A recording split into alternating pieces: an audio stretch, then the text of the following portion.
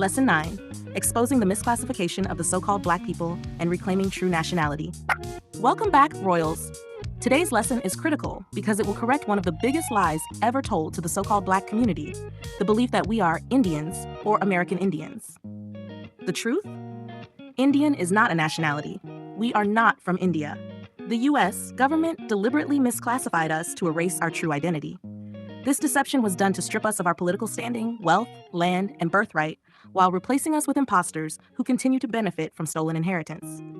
What we'll cover in today's lesson: why Indian is a colonial label, not a nationality, the legal trick that erased our true national identity, why nationality matters more than race or ethnicity, the truth about recent government attempts to put us back on reservations, with the help of people like Maxine Waters. This lesson will expose the lies, the legal traps, and the ongoing schemes designed to keep us misclassified and powerless. Let's get into it. Why Indian is not a nationality. The word Indian was never the true identity of the indigenous people of this land. Columbus mistakenly called the people he met Indians because he thought he was in India. The term Indian was later used as a broad colonial classification to group together diverse indigenous nations. The original people of the Americas had their own nations, tribes, and identities, but Indian was never one of them. The legal definition of Indian does not connect you to a sovereign nation. A nationality connects you to a recognized nation-state and international protections. Calling yourself Indian does not give you political standing or sovereignty. It leaves you under U.S. government control. This is why the U.S. used this misclassification against us, to separate us from our rightful nationality and legal protections. Why we are not from India and how this lie was used against us. Many in the so-called Black community claim they are American Indians as a way to reconnect with their indigenous roots. Yes, our people were already in America before European colonization, but we were not Indians. The term Indian was given by colonizers and has no true connection to our ancestral heritage. Claiming Indian does not correct our status. It keeps us trapped under a false legal identity. How this lie was used against us. By labeling us as Indians, the government could legally strip away our national identity.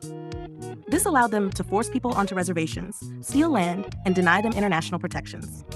Later, many of these same people were reclassified again, this time as Negroes or Blacks, further erasing their original identity.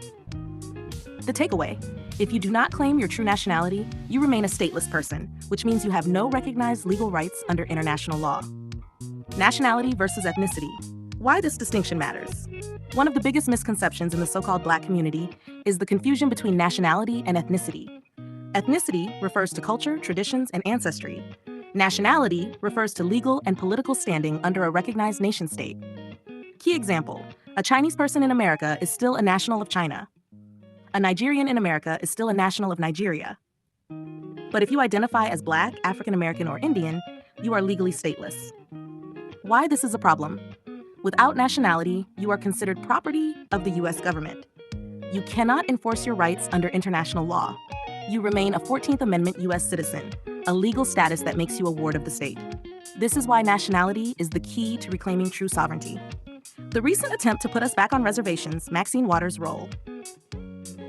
Many people don't know that as recently as 2021, there were active efforts to put so-called Black people back onto reservations. A bill called H.R. 40, the Reparations Study Bill, proposed moving so-called African Americans into a new freedmen category. This would have legally classified us the same way Native Americans were placed on reservations. Maxine Waters and other politicians backed policies that would have effectively re-reserved us under federal control. Why this was a major threat. Once you are classified under a government-controlled group, they own your legal status. Reservations were never about protection. They were about control, confinement, and land theft. If they could trick people into accepting this new classification, they could legally erase our sovereignty again. The takeaway: these people are not working in our best interests. They are helping the system maintain control. The only solution is to declare nationality and remove yourself from government classifications. Coming up next, the legal trick that are national identity. How the U.S. used the Indian Citizenship Act of 1924 to erase our sovereignty. Why the Dawes Rolls were created to steal land and deny our people their rights. How misclassification is still used today to keep us under control. Final thoughts. We must reclaim our true identity. You are not an Indian. You are not Black. You are not an African American.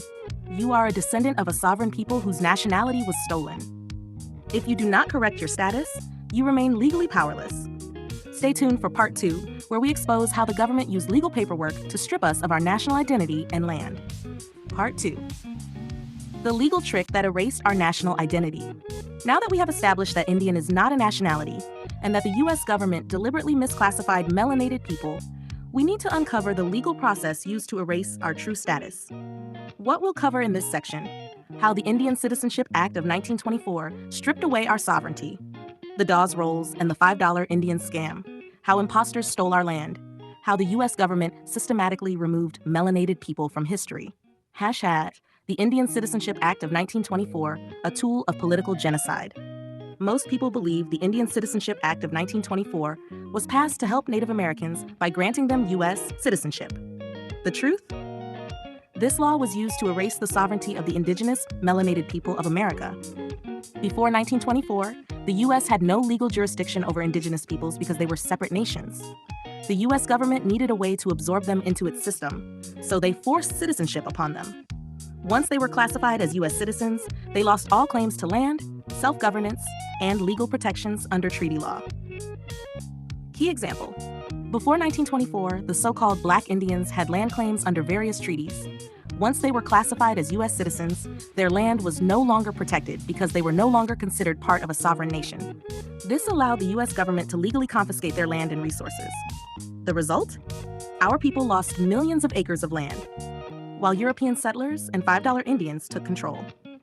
The Dawes Rolls and the $5 Indian scam, how they stole our land. One of the most deceptive frauds in American history was the Dawes Rolls, 1898 to 1914, and the $5 Indian scam. What was the Dawes Rolls? It was a government-created registry of individuals who were officially recognized as Indians. How did they use it against us? Many melanated indigenous people were denied enrollment, removing them from tribal recognition.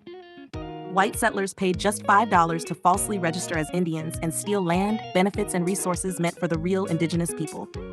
This is why today's so-called Native Americans often do not look like the original inhabitants of this land. Key example: many melanated people who had land through their tribal ancestry were denied recognition. The U.S. government handed over land and financial benefits to fake Indians while pushing the real indigenous people into the Black classification. This erased the rightful heirs and allowed European descendants to claim Native American status for generations. Why does this matter today? The descendants of these fake Indians are still receiving land, casino revenue, and government benefits that rightfully belong to melanated people. Meanwhile, the real indigenous people are struggling in poverty with no legal recognition. How the U.S. government used legal paperwork to remove us from history. This wasn't just about land. It was about erasing our identity completely. Once the U.S. got melanated people to accept the Negro or Black identity, they lost all legal ties to their heritage and treaty protections. If you are classified as Black, you have no land rights, no nationality, and no recognized status under international law. This was done deliberately to keep melanated people under permanent government control. Key takeaway: if you are not properly classified under your true nationality, you have no legal protections. This is why nationality correction is the only solution to restoring your sovereign status. And coming up next, the treaty evidence that proves who we really are. The Treaty of Peace and Friendship, 1786-1836, proof that the U.S. recognized Moors as a sovereign people. The Treaty of Madrid, 1880, how Morocco's sovereignty was reaffirmed in international law.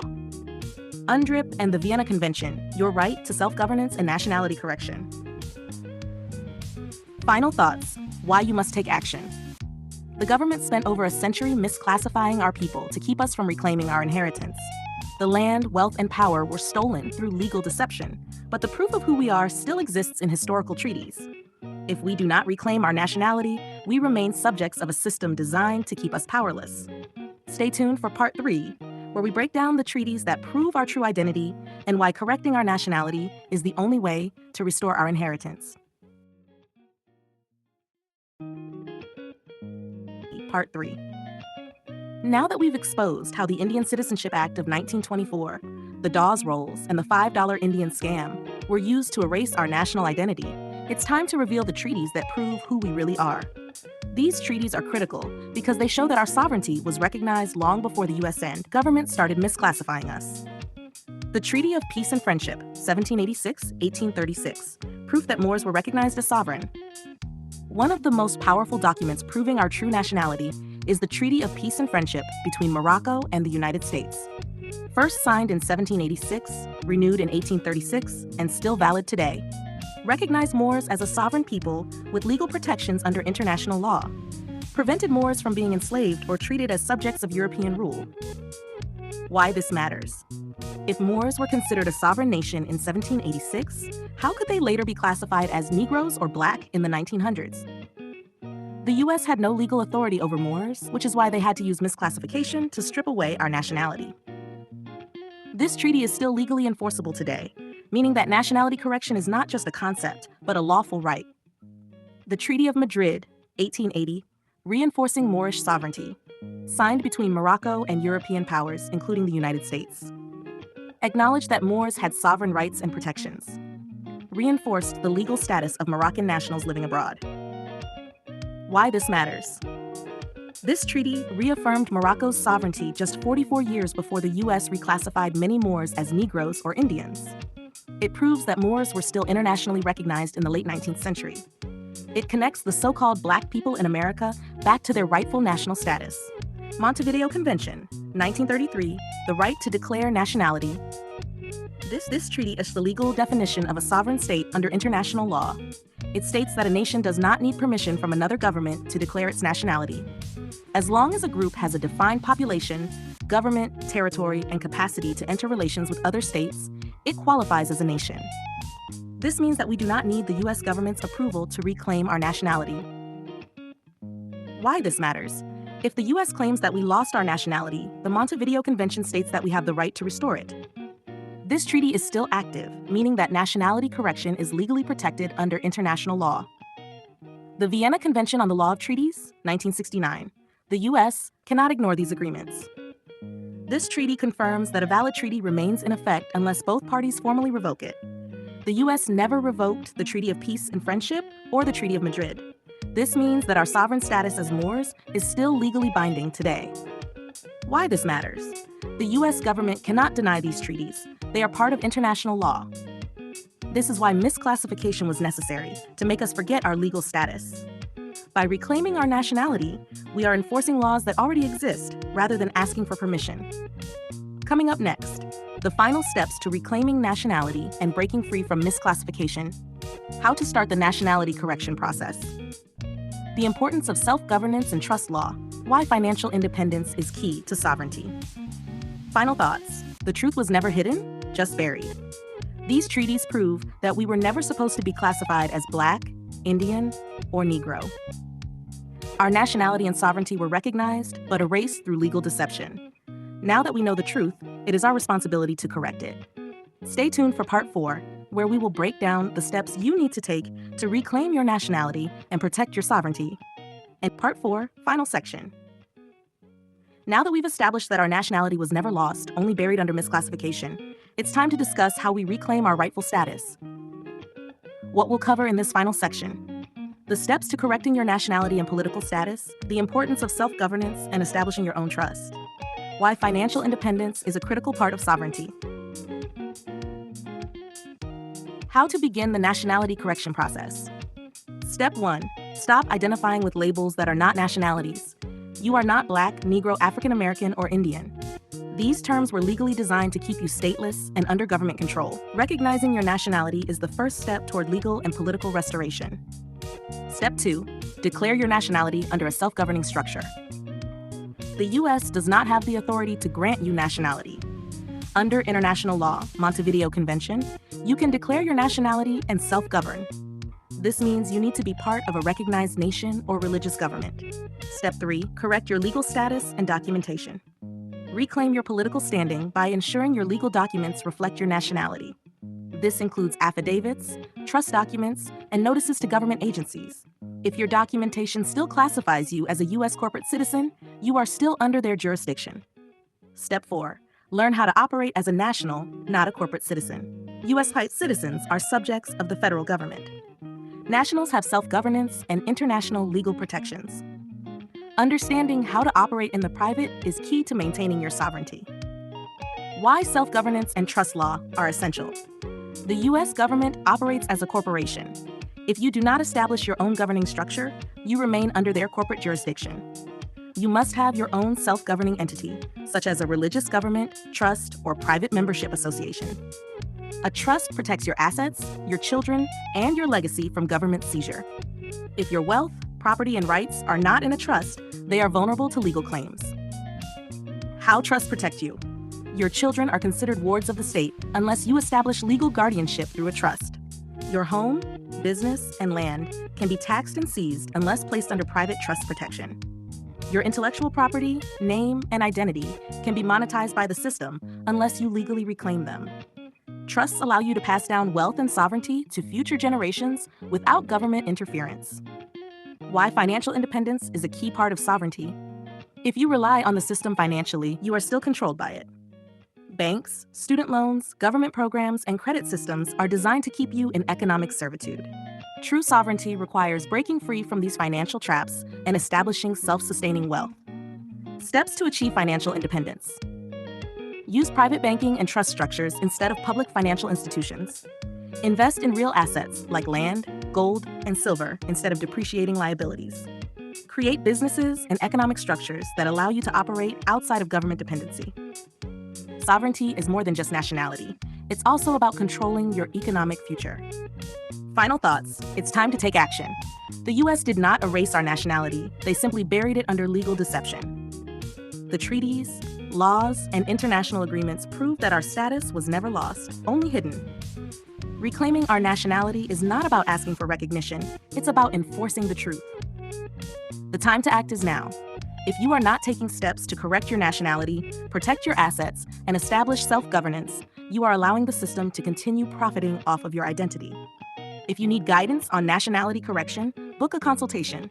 Visit shayspeakstruth.com, shayspeakstruth.com/ and click the Calendly button. To access my private resource library for legal templates, trust structures, and nationality guidance, send a $25 donation to CashApp, mpresshaymarie, PayPal, shayspeakstruth@gmail.com. Join our community and start taking action. Save Thyself International Moorish Ministries. Save Thyself Academy University for Self-Autonomy. Kingdom Keys Sister Church. Check out my t-shirt line and grab the My Nationality is Moroccan, not Black, not African American, not Moorish American, not Indian shirt, available at shayspeakstruth.com, shayspeakstruth.com/. Now that you have the knowledge, the only question is, what will you do with it? Peace, love, and light.